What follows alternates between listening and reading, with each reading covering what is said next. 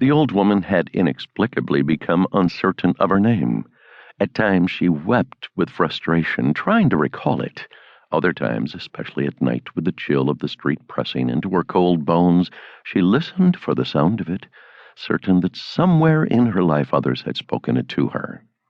As she strained to hear it, fragmented memories of people once important to her flickered through her awareness like ghosts in a dark chamber.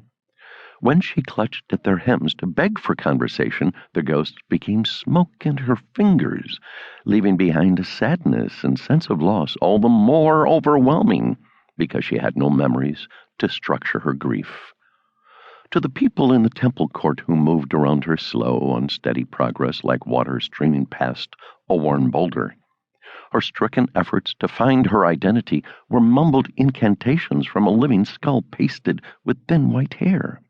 To them, she was insignificant, bowed, shrunken, trembling flesh wrapped in filthy rags. It was Passover. Despite the disease that had eroded her mind, the old woman understood that. The instinct drew her to the court of women and the 13 trumpet-shaped boxes beneath the roofed pillars.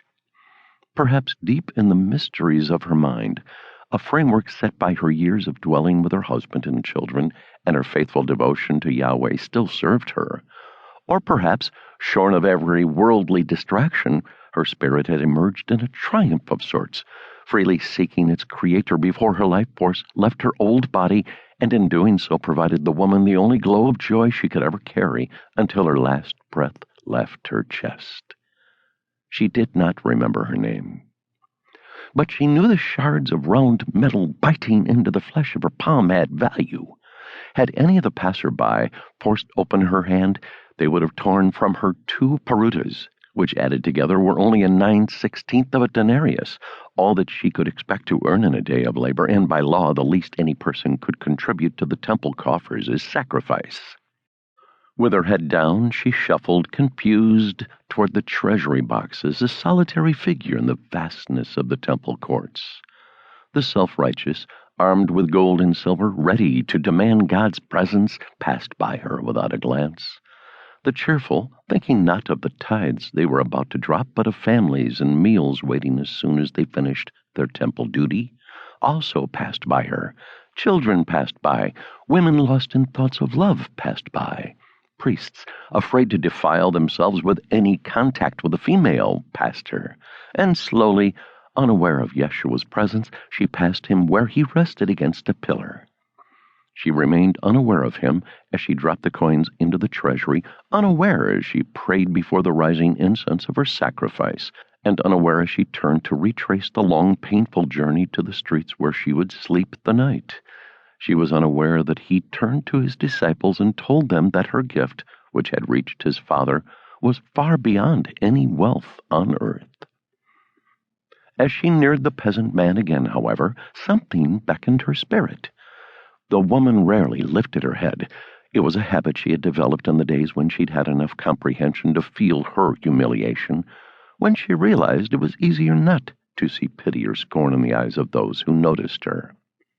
She heard the call to her soul, however, as strong as the light from the sun.